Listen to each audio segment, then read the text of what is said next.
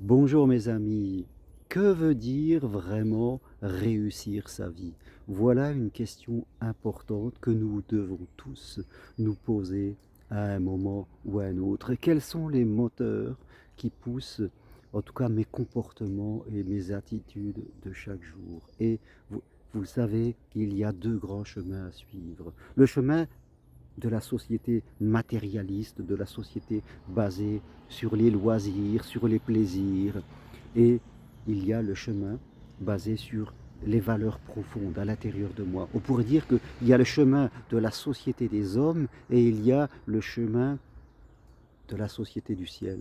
Et ce sont deux chemins complètement différents qu'on peut cumuler, mais qui ne doivent pas s'opposer. Et souvent dans la vie, eh bien, on ne nous apprend qu'un chemin. Pendant une grande partie de ma vie, j'étais sur le premier chemin, le chemin de la vie matérialiste. Je cherchais à réussir ma vie en fonction des choses qui étaient extérieures à moi, du matériel, des possessions, maison, voiture, des voyages, de l'affichage, un métier qui était valorisant, des comptes en banque, voilà, tout ce qui était extérieur. Je ne cherchais à posséder, je cherchais à faire, parce que plus vous faisiez, plus vous faites et plus vous réussissez. C'est ça un peu le plaisir. Plus vous possédez, plus vous faites, plus vous, les autres vous admirent et plus vous allez réussir. Et là, vous étiez beaucoup, j'étais dans mon ego, mais j'étais jamais satisfait.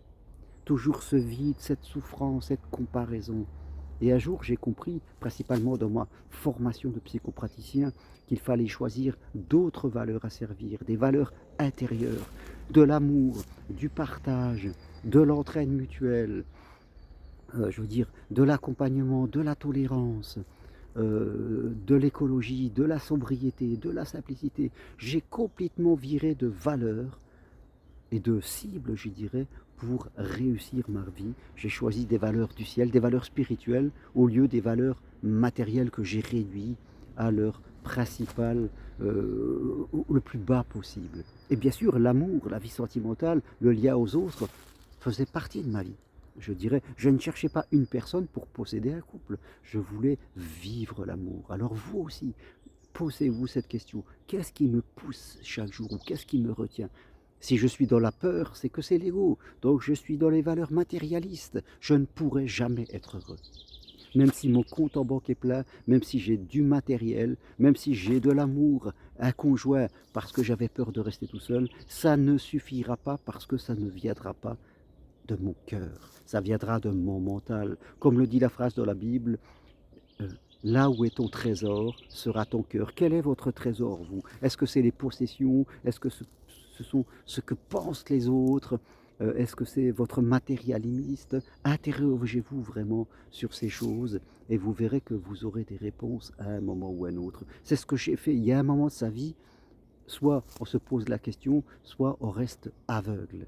Et c'est pour ça que j'ai changé de métier, j'ai même changé de vie sentimentale, de vie régionale, que je suis devenu psychopraticien. Un psychopraticien, c'est pas quelqu'un qui a une vie parfaite. La vie n'est pas facile. Je suis ici en Lorraine parce que mes parents sont en fin de vie et je vis des moments qui sont pas simples, qui sont difficiles. Mais j'essaye au travers de ces moments de ne pas m'agiter, de ne pas faire n'importe quoi et de tendre la main, d'être là avec les autres, avec mes parents, avec mes amis, avec la famille, voilà, d'être ensemble. Et je rencontre des gens vraiment merveilleux, des infirmières, des urgentistes, des docteurs, des gens qui servent, qui ne se servent pas. Ils ont choisi de servir et ça leur remplit le cœur. Ils sont vraiment dans l'humanité.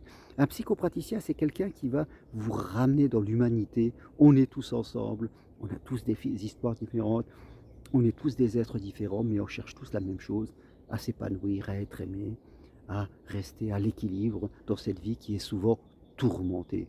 Alors aujourd'hui, oui, réussissez votre vie, mais pas n'importe comment, pas, je veux dire, que sur les valeurs de l'ego, pas que sur les valeurs du matérialisme, pas que sur les valeurs de la sécurité personnelle, du jugement, des critiques des autres, de la protection. Non, tout ça c'est de l'ego, c'est bien, il faut en mettre un peu.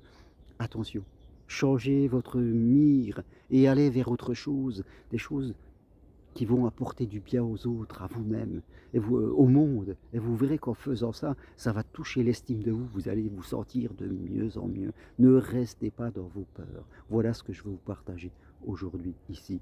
Et si vous voulez aller plus loin, prenez une consultation avec moi. C'est possible à distance, de chez vous, en visio. Devenez psychopraticien professionnel, psychothérapeute, en suivant ma formation individuelle possible à distance de chez vous. Et venez marcher sur le chemin de Compostelle, juin, juillet, septembre, voilà. Investissez sur le ciel, investissez sur votre cœur et non pas sur votre mental. Si vous avez de l'argent à la banque et que vous le laissez parce que vous avez peur que ça vous manque, à vous, vous avez peur de demain, alors que vous pourriez évoluer, c'est que vous investissez sur la peur, vous donnez ça, et vous ne serez jamais apaisé de l'âme. L'argent ne peut jamais apaiser l'âme, peut tranquilliser un petit peu, mais c'est tout, ça s'arrêtera vite. Ce qu'il faut, c'est grandir à l'intérieur de vous. Là, vous aurez vraiment les véritables réponses. Toutes les infos sur ce que je propose sur mon site germainroncari.com. Merci, à bientôt, au revoir.